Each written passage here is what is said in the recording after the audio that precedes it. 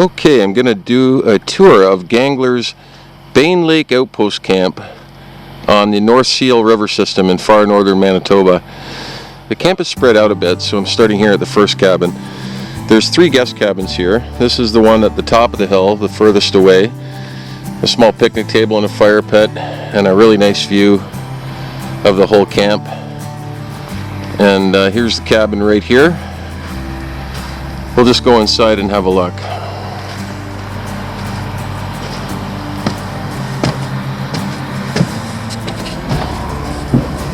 This particular cabin is really quite nice. So when you first enter, there's a little living room area, a little sitting area with a couch and a chair, kitchen table, fridge, kitchen area. There's 24-hour electricity here at the camp with a generator, so it's all electric lighting.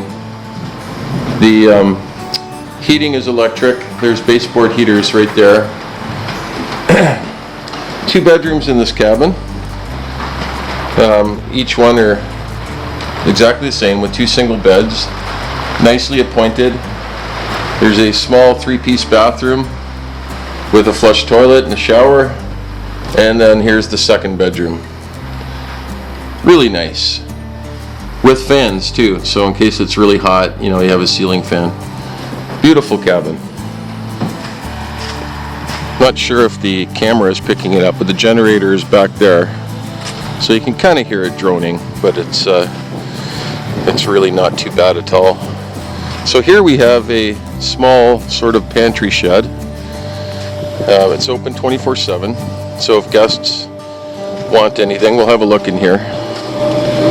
There's pop and bottled water, beer, snack items, food, fruit. There's fresh fruit there. All kinds of different foods, so it's open to the guests all the time. You just take what you want. Large chest freezer with more food, and laundry facilities, so if you need to do laundry, just quite handy after catching lots and lots of pike and lake trout and getting a little bit slimed up. It's nice to be able to throw a load of laundry in when you come back one evening. So continuing on, this cabin here is the Caretaker Skavlan. Ken and his wife Mary have been taking care of us amazingly well this week. They're great people. The food they've been cooking has been spectacular. There's Ken right there. He's the man. Hello, folks. Yeah. Welcome to Bain. Okay, we're going to have a look at the second guest cabin here. It's all kind of in stages. This is a bigger cabin. There's barbecues here, so when you're cooking for yourself, they're all set up, nice and clean, ready to go. Everything's kind of wet, so I got to take my shoes off here. So when you first enter, there's a kitchen here to the left. And again, electric fridge. The stove and oven is propane. We have a larger than normal kitchen eating area in here because they're cooking our food for us this week, and this is where the group kind of congregates for dinner every night. Electric or propane stove, so when it's cold, there is no wood stove, but this is great. It kicks out heat like crazy, warms up the cabin very nicely. Little futon, and there's 2 bedrooms in here. 2 bunks in this one, and then like a shelf area. That even might be a bunk, I'm not sure what that is, but that's the 1 bedroom. And then in the second bedroom here, 2 single beds. So this one's pretty nice. Nice big spacious cabin to spread out in if you have a larger group. And also 3-piece bathroom with flush toilet and shower and running water at the sink. So next to this larger cabin is the small storage shed. This is extremely old, the logs on this. And Ken, our awesome camp manager, was saying this particular building was probably built, you know, like 50, 60 years ago, and it was most likely originally, this camp, a commercial fishing operation because of the concrete floor. That was something that supposedly they had to have. So that's probably how this camp started many years ago, which is kind of neat. A little bit of history here.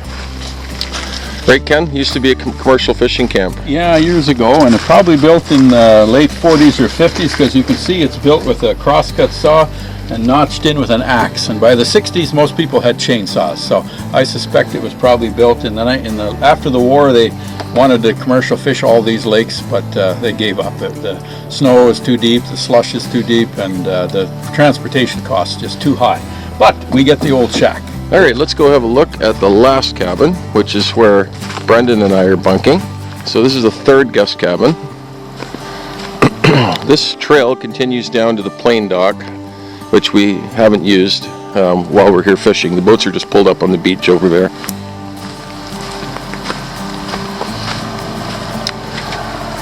We're just in the process of cleaning and mopping the floors here, so I gotta be careful I don't make a big mess. All right, as you enter here, nice little sitting area, kitchen table with a futon. Once again, a small propane-powered stove here, which we haven't really needed. It's the middle of the summer, but it throws out a ton of heat. Small kitchen area, and then two small bedrooms. There's Brendan. Two small bedrooms with single beds, and here's a second bedroom right here.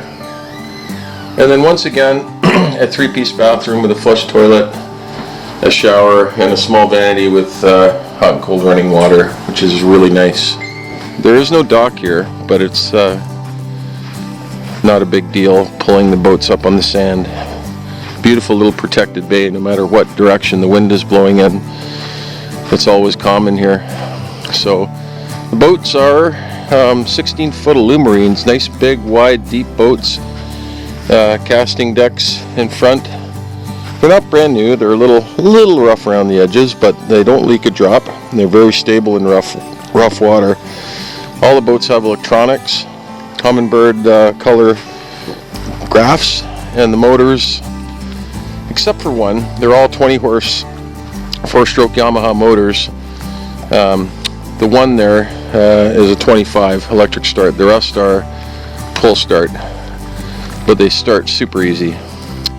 So they're great boats for this body of water. Flawless. So there you have it.